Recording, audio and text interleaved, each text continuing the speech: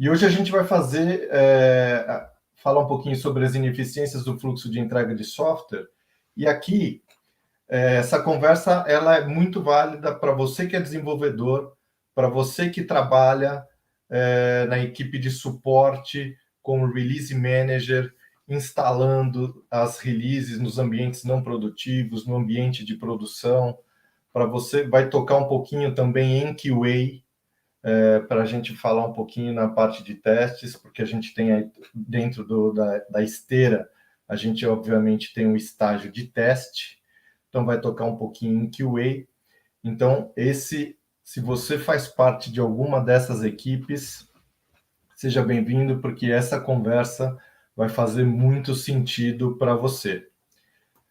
Vamos lá, então, aqui eu estou revisando o fluxo de entrega padrão de uma esteira de software, e aqui é o fluxo normal. Então, a gente tem aqui a primeira etapa, obviamente, o desenvolvedor produzindo código, a gente tem o ambiente de testes, o ambiente de produção. O fluxo normal é que a gente espera que a gente tenha uma funcionalidade pronta do desenvolvedor, e assim que ele finaliza a funcionalidade, vai precisar passar pelo ambiente de teste para garantir que a funcionalidade esteja funcionando conforme esperado, que o novo código não tenha quebrado nenhuma outra funcionalidade, aí vem a questão do regressivo, que ele não tenha introduzido nenhuma brecha de segurança e que também não tenha afetado o desempenho da aplicação. Para que ele consiga fazer tudo isso, quando partir para o ambiente de teste, a gente vai precisar de um ambiente que tenha uma boa similaridade com o ambiente produtivo. A gente sabe de todas as questões de custos envolvidos para manter a similaridade, porque não só a infraestrutura, mas softwares, né? Middleware, uma série de outros softwares que fazem parte para manter a equalização entre o ambiente de não produção e produção tem um certo custo. Mas a gente vai ver mais para frente que quanto maior tiver ou for a similaridade desse ambiente produtivo, a gente vai conseguir mitigar e muito das ineficiências que a gente encontra dentro do processo de entrega de software, justamente por existir essa diferença entre ambientes. Tá legal? Então, o código vai precisar ser testado, vai precisar desse ambiente de teste, e depois que ele passar por esse ambiente de teste, garantindo que o novo código está funcionando conforme esperado, aí que não quebrou nenhuma funcionalidade, aí sim a gente vai partir para o próximo passo, que é a implantação em produção. Mas para a gente começar a nossa conversa falando das ineficiências e quais são as práticas da engenharia de software que ajudam a corrigir essas ineficiências, eu queria dar um break aqui agora para falar primeiro para vocês da mudança de cultura, e aí a gente vai falar das ineficiências. A mudança de cultura ela é fundamental para que esse processo de mudança ocorra dentro do processo de desenvolvimento, que envolve não somente o desenvolvimento do código, mas tem uma série de práticas que deve ser feita tanto no âmbito do desenvolvimento, como práticas que existem no processo como um todo, na medida que a gente vai promovendo o nosso código para as esteiras de teste até a chegada em produção. Então, uma das grandes mudanças que a gente coloca de início, né, que são mudanças técnicas e são mudanças culturais, associadas com a forma com que se trabalha no dia a dia. Ou seja, galera, aqui, assim, não dá para fazer omelete sem quebrar os ovos. Fazendo uma analogia e sendo bem objetivo, se você quer uma melhora, se você quer trazer um processo de desenvolvimento junto com uma esteira de entrega de software que você consiga acelerar o seu software com qualidade, não vou nem falar com qualidade, porque entrega de software já pressupõe entrega com qualidade, mas se você quer de fato acelerar o teu tempo de entrega de software, você precisa estar aberto a abraçar essas novas práticas que que a gente vai discutir aqui, que elas vão endereçar todas as ineficiências que a gente tem hoje na esteira de entrega de software. Então, uma das primeiras coisas que aparecem, e eu já fui gestor da área de suporte, responsável por instalar aplicações nos ambientes não produtivos até produção, e depois que você instala uma nova versão, é inevitável que comecem a pingar os chamados de abertura de suporte. Por quê? Porque a aplicação não está funcionando como esperada, não está gerando o arquivo que deveria ter gerado, enfim. E o que acontece com o time de suporte no dia a dia para resolver cada um dos problemas? O analista, ele se loga no servidor, na console, e faz a alteração para a aplicação funcionar. E, ao fazer isso, já se é um ambiente, um analista de suporte que está envolvido com ambiente não produção, e normalmente nas empresas você tem equipes segregadas de não produção e equipes de produção. Essa informação, vocês acham que vai chegar até o ambiente de produção? Vai avisar que deu problema, que acertou tal variável de ambiente, que acertou configuração de um middleware, que acertou configuração da aplicação? Você acha que isso vai chegar no ambiente de produção? Muito pouco provável que essa informação ou todos os ajustes que foram feitos de acordo com a necessidade do analista de suporte ter que se logar na console para resolver o problema de deploy, e o problema de deploy pode ser configuração da aplicação, configuração do próprio ambiente, enfim, dificilmente essa informação ela vai chegar no ambiente de produção. Então, agora, a mudança de paradigma passa a ser, ao invés de você, se o analista, logar na console para fazer o ajuste on the fly, do jeito que ele estava acostumado a fazer, ele vai precisar fazer atualização e atualização, fazer um update no script que vai gerar esse ambiente e vai fazer a atualização desse ambiente.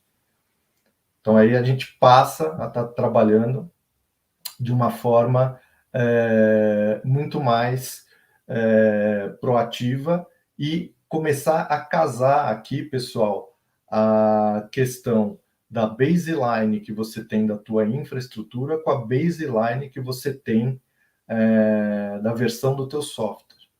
Tá legal? Aí sim as coisas começam a caminhar juntas e com uma grande chance de construir um sistema de entrega de software que vai fluir e de forma repetível. Então, aqui tem até um ditado, né? Short-term pain for long-term gain. Ou seja, é dor no curto prazo, porque a mudança é drástica, é dor no curto prazo, mas é ganho no longo prazo. Tá? Porque o que acontece, galera? Isso falando ainda no âmbito de ambientes, né? Mas se você tem uma situação, e isso varia muito também, principalmente levando para a questão do ambiente até do ambiente produtivo, né? Varia muito de acordo com a frequência que você faz mudança também no ambiente produtivo.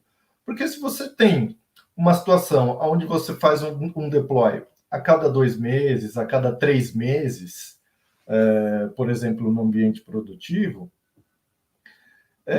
você acaba tendo que... Você acaba não vendo a necessidade dessa repetição, e os problemas que aparecem, você acaba contornando esses problemas, ajustando de alguma forma, porque a frequência de deploy ela é baixa.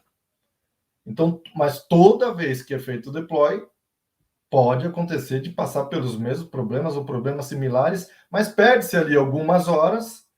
Mas o que eu quero dizer com isso? Quando você passa a fazer um deploy com uma frequência maior, que seja semanal, a cada 15 dias, ou dependendo do segmento de negócio, que você tem a oportunidade até de fazer diário, não vou nem citar os exemplos dos unicórnios aqui, que aí não vale, né? Mas aí você precisa estar mais preparado, e todos os empecilhos que você tem quando você faz o deploy, você vai perceber que você não consegue conviver com eles quando você precisa ter uma frequência maior de levar a tua versão, o teu produto para o ambiente não produtivo ou para o ambiente produtivo.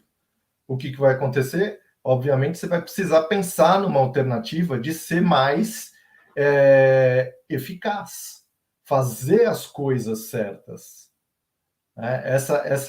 Com certeza, isso vai incomodar tanto que você vai precisar procurar por alternativas para começar a ser mais ágil e ter mais qualidade. Para quê? Para que suporte a frequência com que você queira levar o teu produto para os ambientes, para a esteira e com a subida em produção.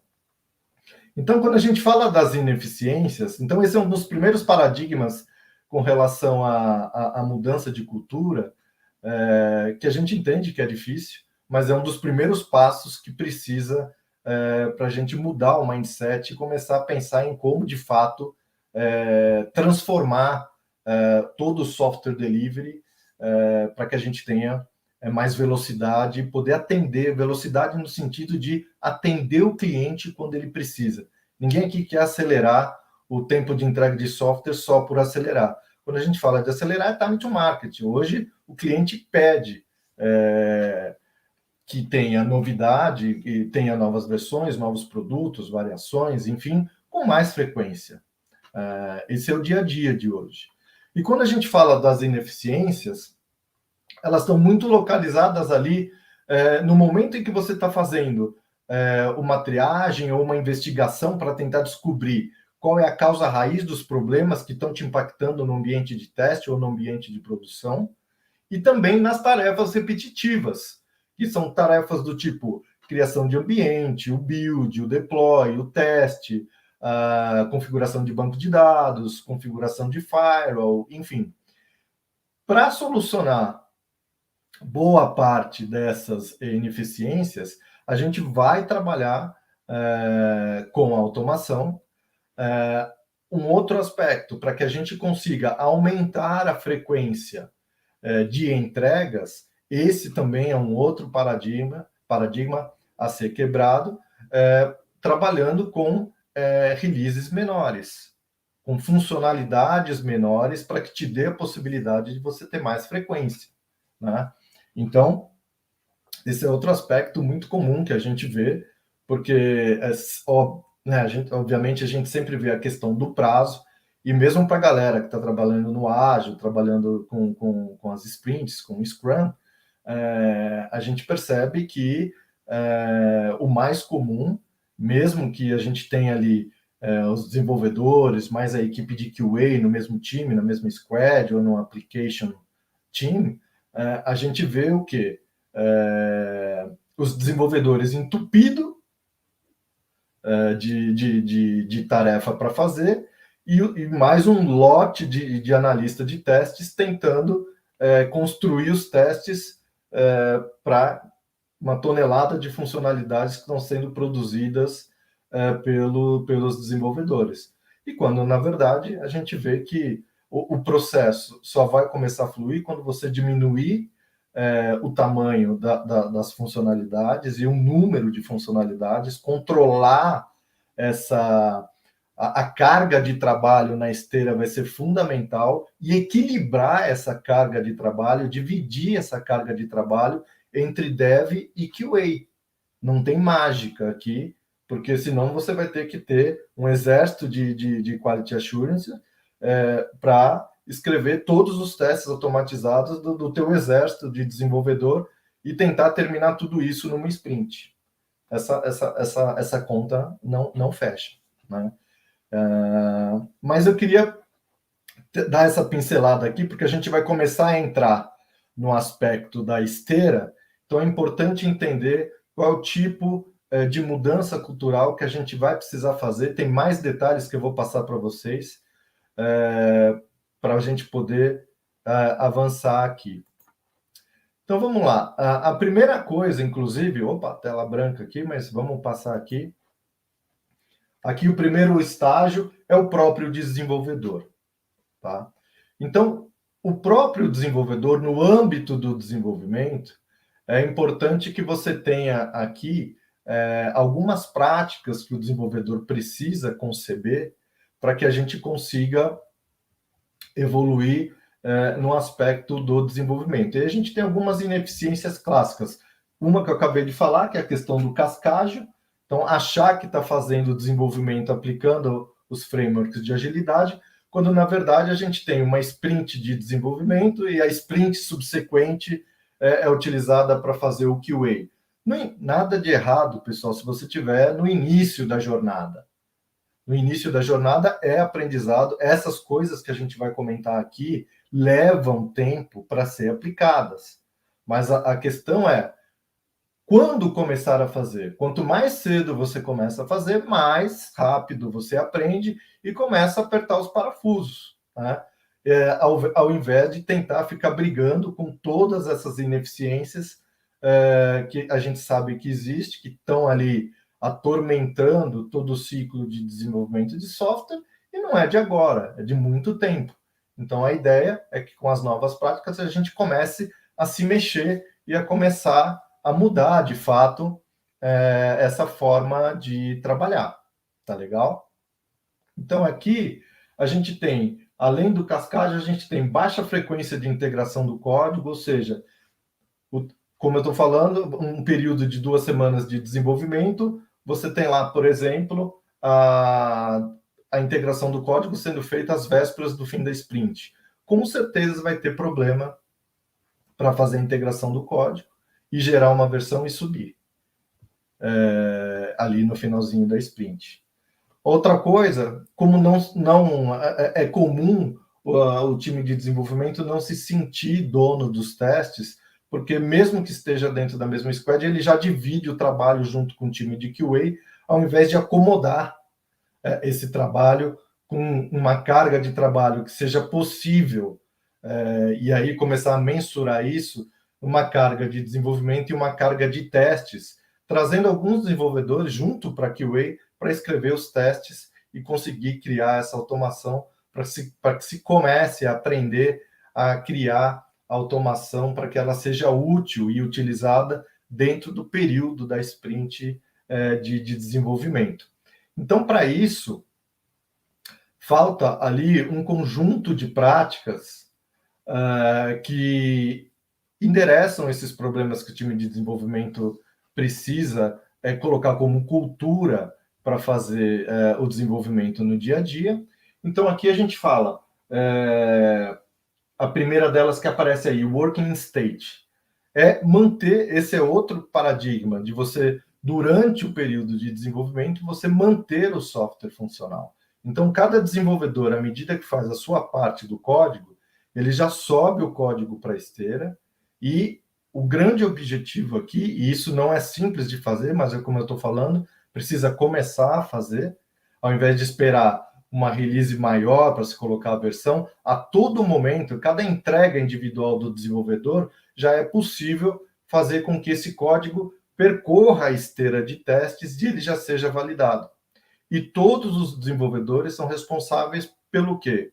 Para manter a qualidade do código que está produzindo, e se aconteceu algum erro na esteira durante a liberação de alguma versão de alguns dos desenvolvedores, para o que está fazendo, corrige, porque agora é o momento onde o erro é mais barato para se corrigir, ao invés de esperar longos ciclos de meses para depois ainda ter que lembrar o que foi escrito no código do desenvolvimento, para lembrar qual é a linha de código que possivelmente pode ter gerado aquele problema. Então, tudo isso que a gente está falando aqui não é do dia para a noite que a coisa acontece, mas é importante começar, né? Para começar, de alguma forma, a trazer a mudança de qualidade aqui. E eu tenho aqui, além disso, tem as práticas de CI, que é de integração contínua, ou Continuous Integration, que tem uma série de práticas que o desenvolvedor precisa cumprir, e alguns dos pré-requisitos aqui, por exemplo, é fazer o check-in do código de forma regular. Então, ao invés de num período de sprint de 10 dias, 2 semanas, ao invés de deixar para integrar o código lá no final, vai fazendo isso todo dia. Todo dia você vai corrigindo o problema e vai avançando, vai vendo o progresso. Além disso, a criação de teste automatizado, teste unitário, os testes de componente, que são os testes de integração, e os testes de aceitação. Por isso, dividir a carga com o time de QA, para que eles produzam, junto com os devs, esses testes, e você tenha um conjunto de funcionalidades que possam já passar a ser testada de forma automatizada. Manter o tempo de build e de teste curto, para não ocupar toda a esteira, e todos os desenvolvedores possam trabalhar e ter um fluxo de entrega individual e passando pela esteira, fazendo a validação, e mais uma série de práticas mandatórias aqui, que eu coloquei como resumo lá no final já da nossa,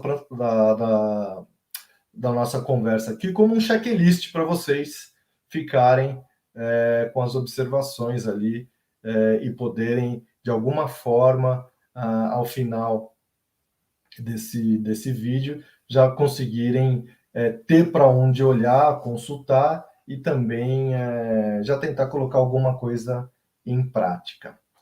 Tá legal, pessoal? Então, seguindo, a gente tem a questão agora,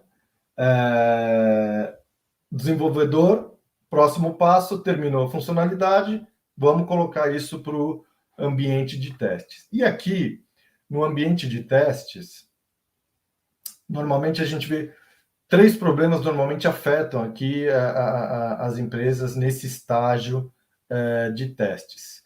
Que a gente tem a questão da capacidade de repetição dos testes. Tem empresas que já têm algum grau de automação, tem empresas que ainda estão trabalhando para fazer a execução dos testes de forma manual. O quanto tempo leva para se executar esses testes e o tempo que leva para corrigir os problemas. Então, a gente tem, num determinado momento, em que a gente tem, por exemplo, na dinâmica do desenvolvimento, se a gente tem a execução de teste na sua maior percentual sendo de forma manual, você pode perceber que os desenvolvedores vão ter uma taxa, um tempo maior para corrigir os erros que são enviados para eles, justamente porque os testes estão sendo feitos de forma manual. A partir do momento em que automatiza e a gente começa a trabalhar com funcionalidades menores, aí o gargalo deixa de ser o teste e começa a ser o desenvolvedor, porque os erros vão chegar mais rápido para ele, né?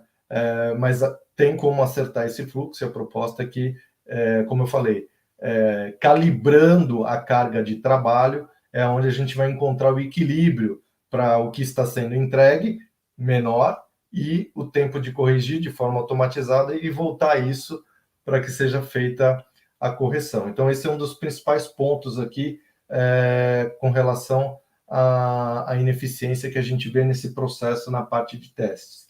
O tempo de depuração do problema e também, o que é muito comum, a inconsistência entre o ambiente de teste e o ambiente de produção, as diferenças de ambiente. Então, a gente tem algumas práticas que ajudam a gente a mitigar e a resolver essas ineficiências. Então, a primeira delas que se apresenta, não tem como fugir, a infraestrutura como código. No momento em que a gente começa a construir a nossa infraestrutura a partir de programação, da mesma forma que o software é construído, eu gero a minha infraestrutura com automação, e aí a gente tem algumas vantagens. A primeira dela é que a automação ela garante a consistência do ambiente entre vários estágios da tua esteira de teste, nos diferentes servidores, nas diferentes máquinas que você vai ter no teu ambiente. O segundo ponto é que com automação você vai ter suporte, você vai conseguir alavancar a necessidade da frequência de entrega nos ambientes. Se você quer aumentar a tua frequência de entrega de funcionalidades para serem testadas, quando você tem automação para geração do ambiente, você consegue suportar a velocidade em que essas funcionalidades chegam para você, para que você possa ter ambiente para testar. E terceiro é que o código ele passa a ser a documentação do próprio ambiente. Então, nessa dinâmica, que antes a gente tinha o time de desenvolvimento do lado, o time de infraestrutura de outro, a coisa começa a mudar. A partir do momento em que a própria infraestrutura precisa começar a lidar com ferramentas que antes era o desenvolvedor que trabalhava, por exemplo, gerar script, trabalhar com versionador de código, começa aqui uma colaboração entre os dois mundos que até então viviam separados. E agora, é muito interessante que quando você começa a trabalhar com essa abordagem, não é mais cada um por si. Então, se o analista de infra percebe algum problema e gera uma nova versão do ambiente, uma nova versão do script que gera o ambiente para corrigir, ele não pode simplesmente fazer isso e aplicar, sem avisar o desenvolvedor. Porque naquele ambiente roda uma aplicação que tem uma configuração. Então, para não cair no mesmo problema que sempre caímos, a grande ideia aqui é que agora, até de forma forçada, tanto o desenvolvedor como a infraestrutura começam a conversar de fato, porque ambos se sentem parte a cada ponto de progresso, eles entendem melhor a contribuição que cada um tem nessa esteira de desenvolvimento. Então, a gente viu que até agora o processo de triagem, sem essas práticas de investigação, a gente vê que leva muito tempo para poder classificar, encontrar o problema, a causa raiz, e é muito difícil dizer se é o código, se é o ambiente, se é a implantação, se foi o próprio deploy, se é uma questão de dados para fazer a validação dos testes, enfim, ou se é problema no próprio teste. Então, quando começa a haver essa colaboração entre infraestrutura e o time de desenvolvimento, a coisa começa a fluir de uma forma melhor. Passando da parte do ambiente para a parte do teste propriamente dito, aqui tem muita mudança de paradigma, tá? Quando a gente fala do teste, e cada desenvolvedor, no momento em que faz o commit do seu código, esse código ele tem que participar, ele tem que correr na esteira de testes, né? Correr na esteira de ambientes de testes, ou como já conhecem, esteira de CI e CD, e os testes têm vários estágios de testes, é importante que se considere todas as perspectivas de teste. Então, funcional, regressiva, de integração, de desempenho.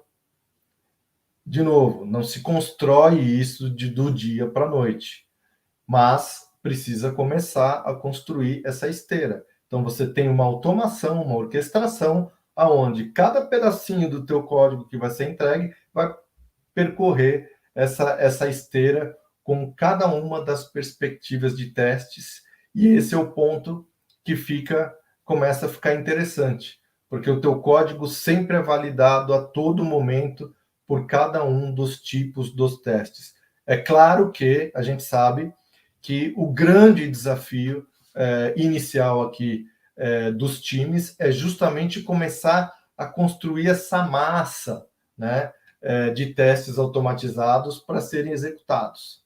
E esse é o caminho. Mas tem estratégia para isso. Então, tem que automatizar os testes para que eles, para serem executados em algumas horas. Não vai ficar a execução de testes em dias ou até semanas aí executando um teste. O que vai precisar olhar aqui, galera? Vai precisar tomar cuidado e olhar, se certificar de que a estrutura de automação de teste foi bem projetada, de forma que os testes possam ser mantidos.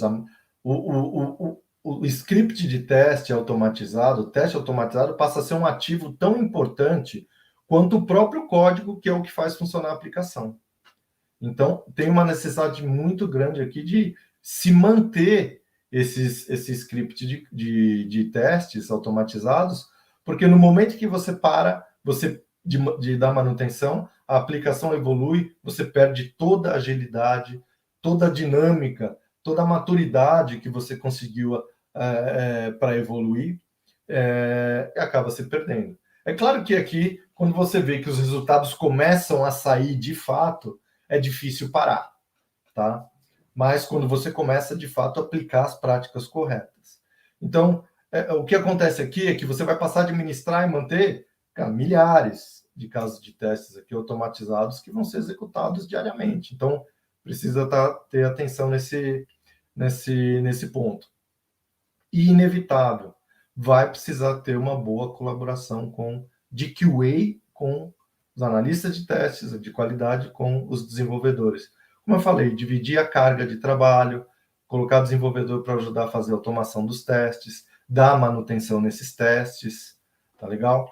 O segundo ponto, a partir do momento que o desenvolvedor entrega o código para o versionador, faz a primeira etapa do build, roda os testes unitários, passou pelos testes unitários, passou pela análise de vulnerabilidade, passou pela análise de qualidade, ping, primeiro ambiente de teste para começar a percorrer a esteira. E aí começa um outro ponto importante, que é uma mudança de paradigma e que leva algum tempo para conseguir maturidade para se fazer isso.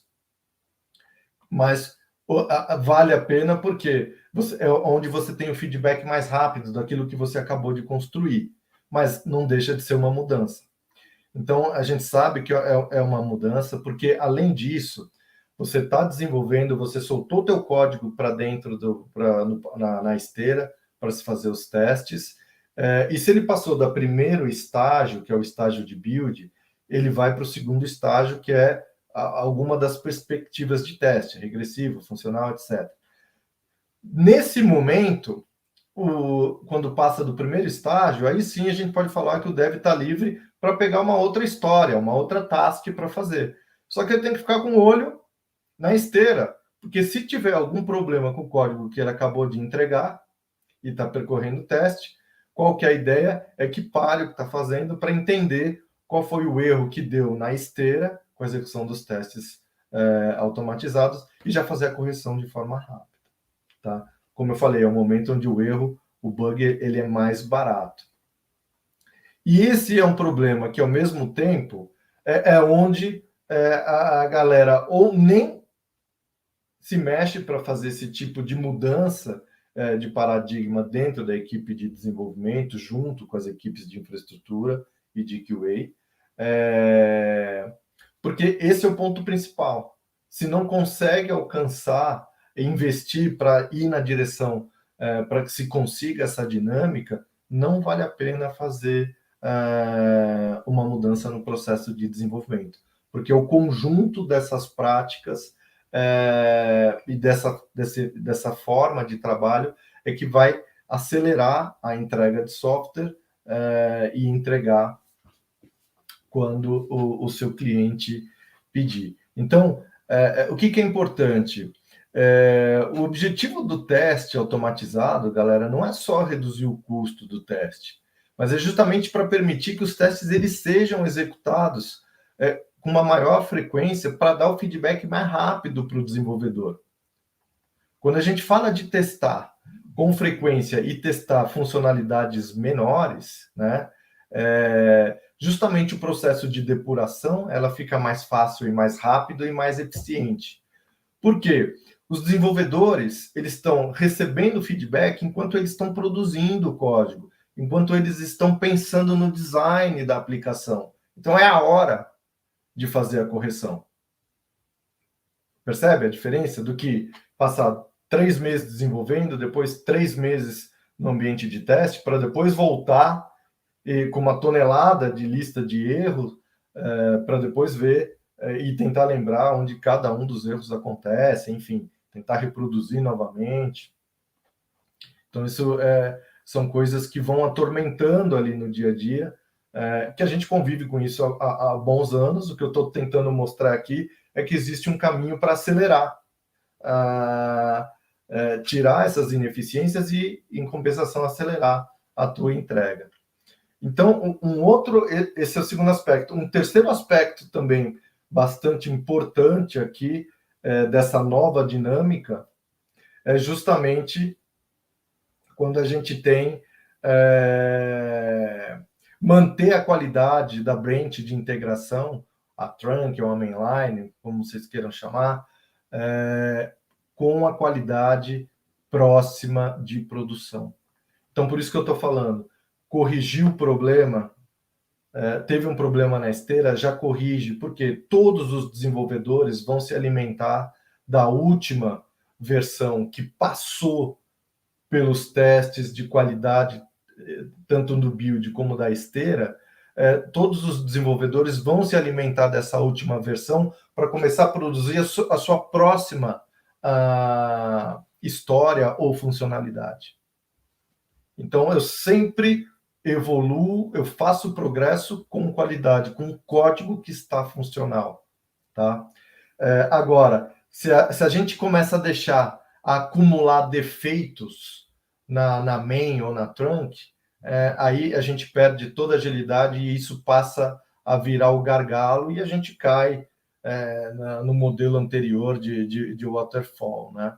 Então, se a gente quer trabalhar com o propósito de passar a liberar versões com maior frequência, então a gente também precisa pensar em alterar a definition of done, a definição de pronto, porque ela passa a precisar contemplar o quê? Todas as histórias aprovadas, teste automatizado funcionando e com os testes aprovando essas histórias e sem defeitos abertos conhecidos. Esse passa a ser a nova definição de pronto, quando começa a se trabalhar dessa forma. E claro, galera, de novo, é uma grande mudança cultural e leva algum tempo para se começar a atingir esse nível de maturidade. Mas é o que eu estou falando. A questão é começar e criar condições para isso. O próximo ponto aqui, galera, falando da produção, e a gente vai ver que é muito comum quando a gente libera a versão para produção, é muito comum a gente ver nesse processo de liberação da nova versão o momento em que se começa a encontrar muitos problemas. Justamente porque a gente tem algumas empresas ainda que trabalham com um processo manual ou parcialmente manual, com alguma coisa já automatizada, outras empresas já completamente automatizadas, mas a gente percebe que as empresas que trabalham ainda de forma automatizada têm uso de runbooks para poder fazer a execução do deploy, suporte à produção sendo chamado a todo momento. O que eu acabei de falar é que começa a encontrar os problemas no momento de fazer a virada para a produção, justamente por causa dessa diferença entre ambientes, essa inconsistência entre os ambientes não produtivos, ambientes de testes e o ambiente de produção. E o que a gente vê também é que nos ambientes não produtivos a gente tem uma monitoração mais fraca. Praticamente olhando ali para... Ou a gente tem uma monitoração para tentar segurar um pouco a questão do suporte para coisas grosseiras, do tipo falta de memória, falta de espaço em disco, e olhar para se um serviço tá no ar ou caiu. A gente não tem uma monitoração mais olhando para outros recursos da aplicação, fazendo análise de funcionalidade da aplicação. A gente tem uma monitoração, ou tem o básico, ou às vezes nem tem. Tá? É por isso que quando chega em produção, é inevitável que vá sofrer um pouco por causa dessas diferenças, de todas essas diferenças. Então, o que a gente tem aqui que precisa para corrigir, automação do deploy, fazer o deploy da mesma forma em todos os ambientes, fazer um teste de validação automatizado depois do deploy para validar a infra, depois que a infra foi gerada, e faz o deploy, e depois que o deploy é gerado, também faz um outro pós-deployment, antes de começar a fazer qualquer execução de testes no ambiente, para certificar de que a infra foi gerada de forma correta e que ela está de pé, e que eu possa fazer o deploy da aplicação, e depois de ter feito o deploy, garantir que está tudo no ar, para aí sim começar a fazer a execução dos testes. Então, são normalmente coisas que se atropelam e que começam a dar problema E aí é onde se começa a desperdiçar efetivamente tempo de entrega, propriamente dito. Então, agora aqui, galera, tô deixando aqui um resumo para vocês, que a gente tem aqui, a gente percorreu por toda a esteira, agora a gente revisita a esteira e eu estou deixando aqui um checklist para cada estágio dessa esteira, para que vocês possam revisitar e consultar cada um desses pontos aqui e, de alguma forma, já começar a pensar em como executar e começar a trabalhar no sentido de melhorar e acelerar a entrega de software aqui.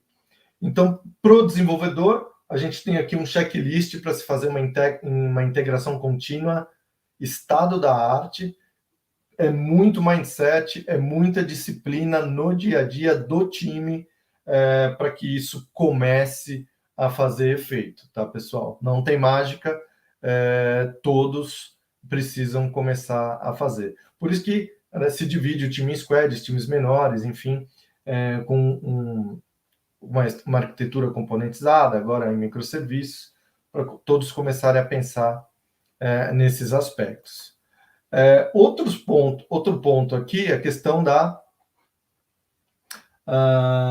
das métricas de ambiente.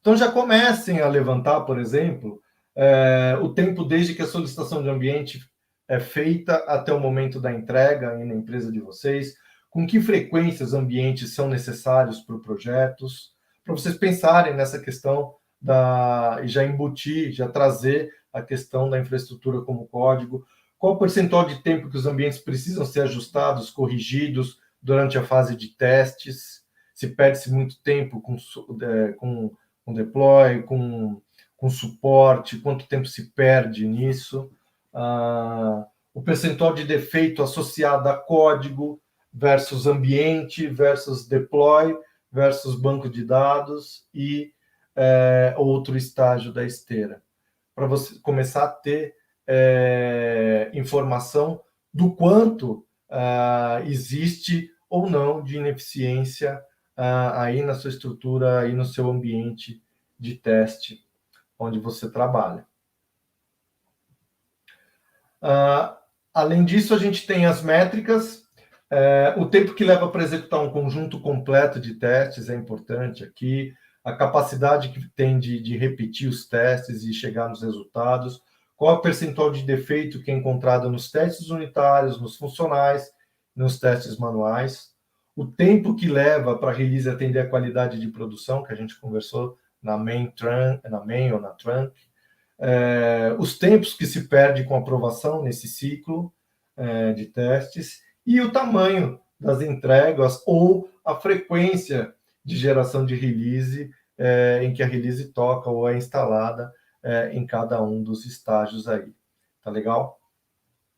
Seguindo, a gente tem o ciclo de feedback, que também é uma das coisas novas e que é uma jornada, né, para começar a implementar aquela questão de você liberar, ter um build novo para colocar na esteira, o que é importante pensar, né? Então, aqui algumas recomendações, né? Não sair escrevendo um monte de testes automatizados antes de começar a pôr em prática essa nova dinâmica, né? Então, o que a gente chama aqui de Build Acceptance Tests, né? Alguns conjuntos iniciais de testes que definem o mínimo de estabilidade. Você vai fazendo isso de forma incremental, você não vai sair escrevendo uma tonelada de testes, inclusive com o escopo daquilo que está sendo desenvolvido, né? Então, certificar de que todos entendam, né, de que manter esses testes passando em cada build, como eu falei, cada desenvolvedor vai emitir uma funcionalidade, vai liberar uma funcionalidade que vai passar pelo build, se passar pelo build vai para os ambientes, é importante ter em mente aqui que agora manter cada um desses builds funcionando é prioridade. E é isso que vai fazer com que você tenha o software no estado funcional durante o desenvolvimento. Tá? E os pontos de atenção. Se você tiver na tua suíte de testes aqui, encontrando problemas de teste, revisa e redesenha a estrutura de teste. Se estiver encontrando mais problemas no framework de teste, então isso é uma coisa para tomar cuidado, galera, porque isso aqui desengaja o desenvolvedor, tá?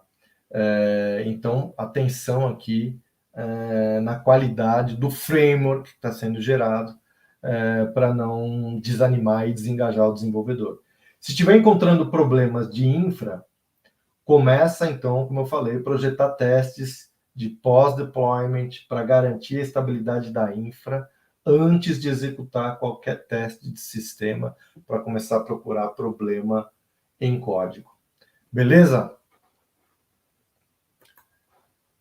E por último, a parte de produção, onde a gente tem, importante vocês começarem a levantar o tempo e o esforço necessário para implantar uma versão em produção, o número de problemas que são encontrados durante a mudança e a origem desses problemas, se é código, se é ambiente, se é implantação, se é o deploy, se é o teste, se é dados, o número de incidentes que vocês têm pós-implantação e o tempo de recuperação de incidentes quando eles ocorrem, para começar a gerar uma baseline, para ajudar a gente a ter um antes e depois no auxílio, hora que a gente começar a migrar para essa nova dinâmica, que vale a pena persistir para criar essa nova dinâmica, para tirar essas ineficiências, porque vocês vão ver que a partir do momento que vocês conseguem colocar isso para rodar,